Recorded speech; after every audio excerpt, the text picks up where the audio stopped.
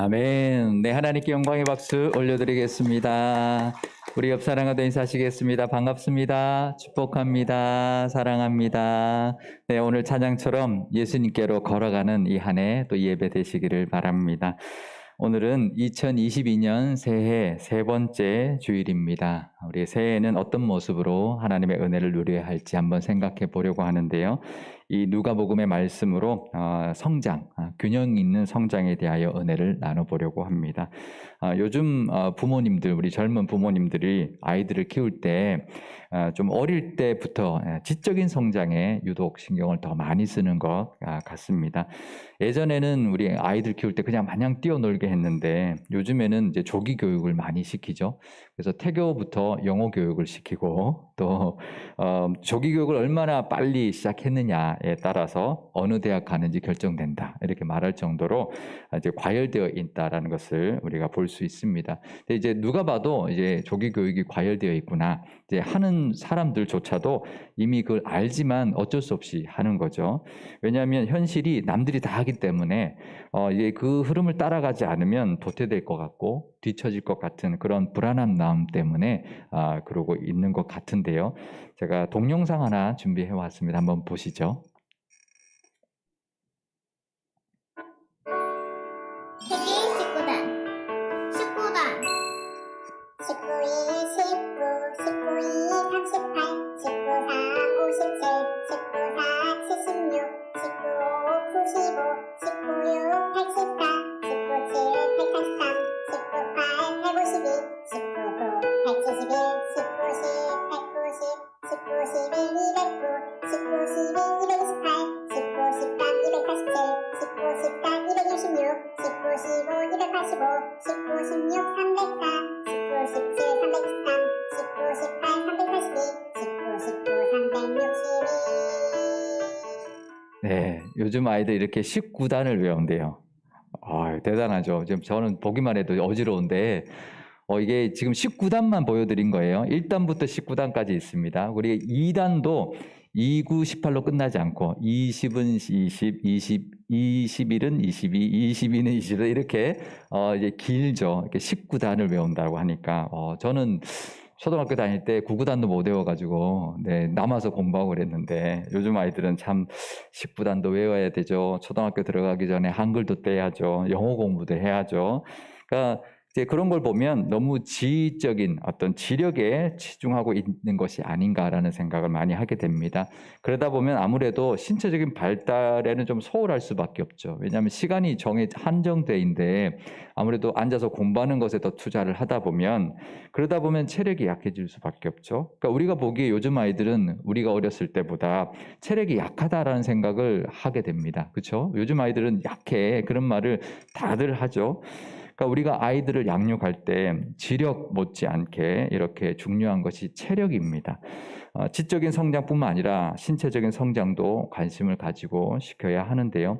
사실 공부 하나만 봐도 지력만 있어서 공부 잘한 게 아닙니다. 체력이 있어야 공부를 잘할 수 있다고 그래요. 앉아서 할 수 있는 힘이 있어야 되기 때문에 그런데요.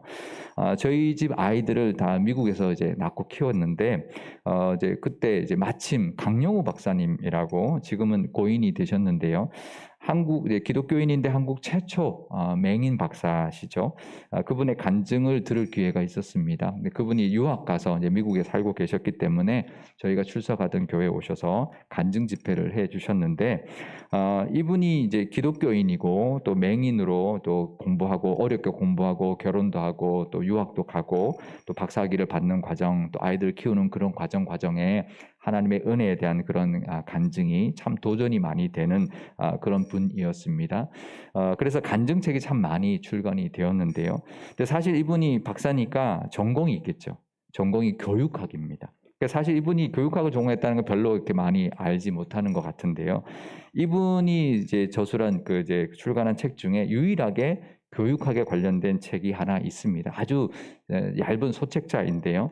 저희 부부가 그걸 알고 이제 그 책을 구입해서 아이를 키울 때 이제 저희가 그 책의 도움을 참 많이 받았는데 뭐 여러 가지 내용이 있지만 그 중에서 가장 큰 영향을 받은 것이 뭐냐면 부모가 아이들을 양육할 때 이제 생각해야 되는 것 중에 하나가 중요한 것이 있는데 그 균형이라는 거예요.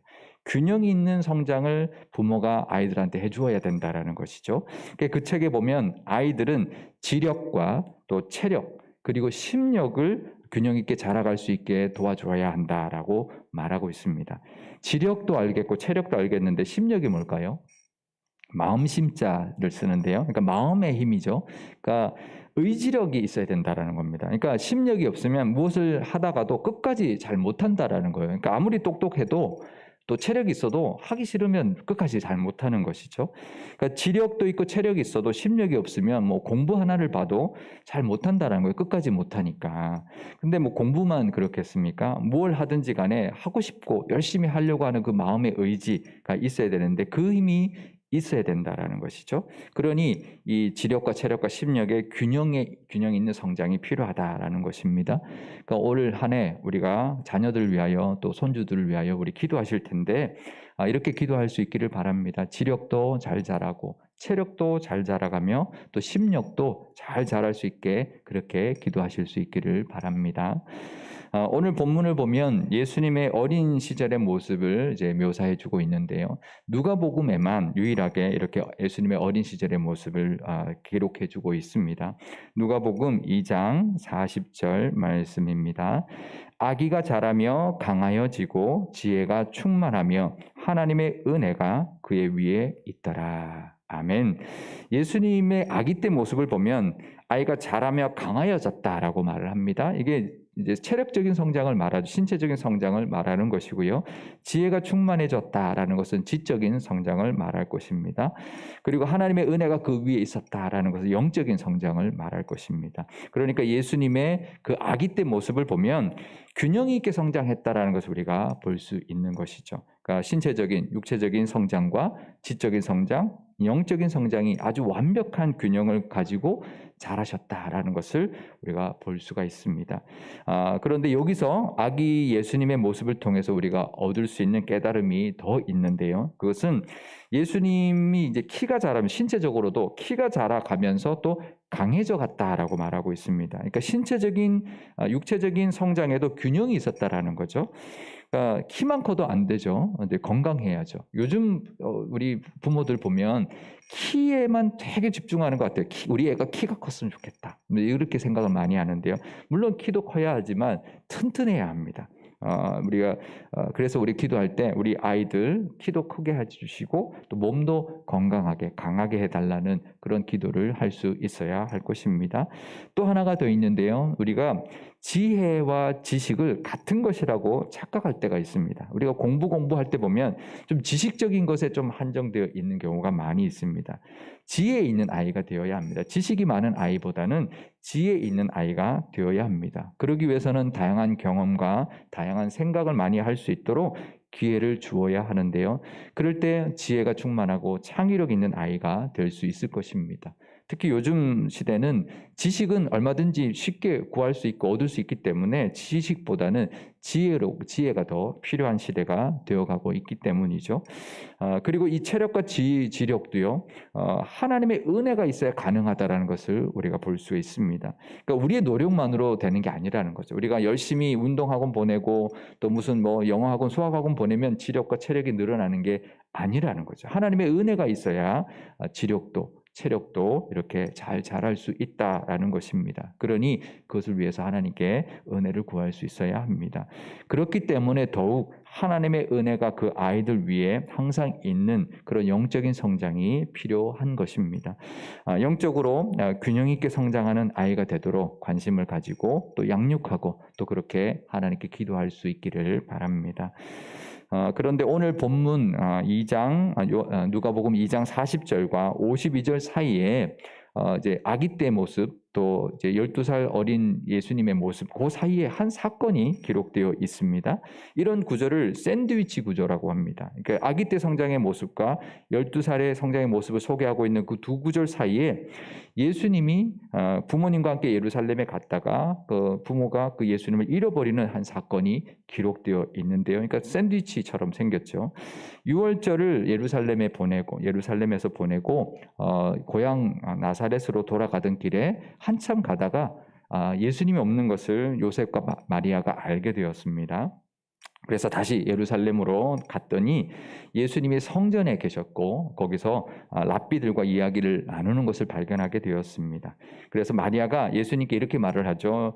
왜 이렇게 하셨습니까? 왜 이렇게 했냐? 걱정했다. 부모를 걱정하게 하느냐? 이렇게 나무라듯이 예수님께 말을 했더니 예수님께서 이렇게 말씀하셨습니다.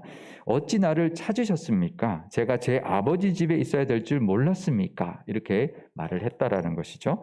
이 말을 보면 12살 소년 예수님이 자신이 이미 누구인지 알고 있었다라는 거죠. 자신이 하나님의 아들이심을 그때 알았다라는 거죠. 그러면 저는 이제 내 아버지가 하나님이시니 아버지 집 성전에서 계속 살겠습니다 이러지 않았다라는 거예요. 예수님의 모습을 보면 51절에 그 부모를 따라서 다시 나사렛으로 가서 그 부모에게 순종했다라고 기록되어 있습니다.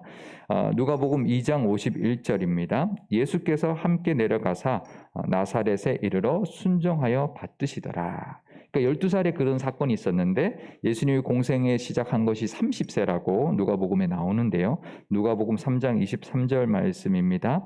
예수께서 가르치심을 시작할 때에 30세쯤 되시니라. 그러니까 누가가 굉장히 그 나이를 정확하게 묘사해주고 있습니다. 그러니까 12살부터 30세까지 예수님이 이미 하나님의 아들인 것도 알았는데 30세가 되실 때까지도 부모에게 순종했다라는 거죠. 그러니까 이미 30세면 이미 다 성장을 했죠.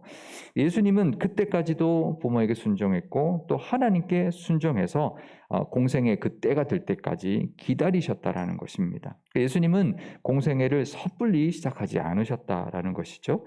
제가 이 예수님의 모습을 보면서 누가 생각났냐 하면 모세가 생각이 났습니다. 모세는 애굽의 궁궐에서 40년 동안 왕자로 자랐죠. 그러니까 이 애굽의 최고의 그런 교육을 받았을 겁니다. 지적인 교육과 체력적인 교육을 완벽하게 받았을 겁니다.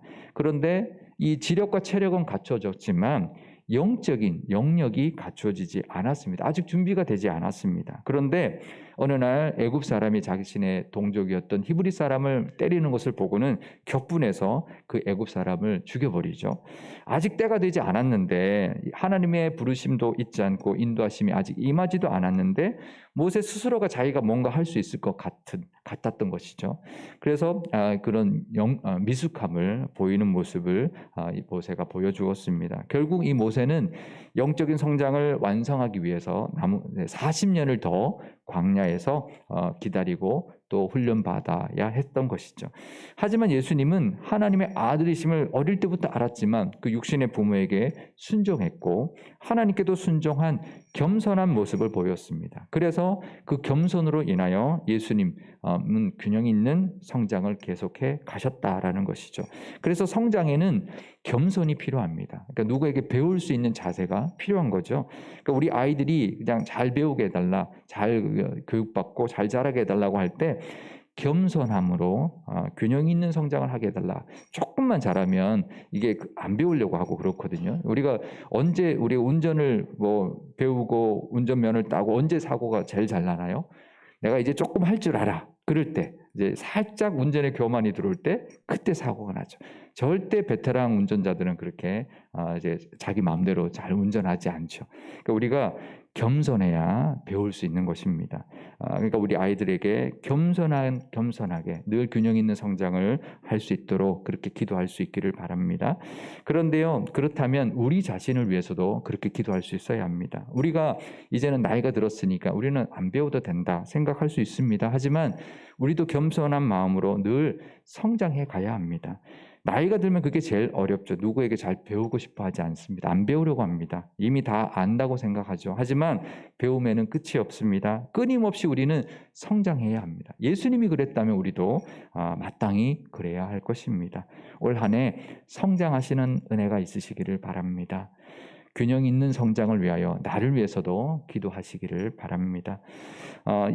소년 예수님의 그 모습에는 또 하나의 균형을 더 발견하게 되는데요.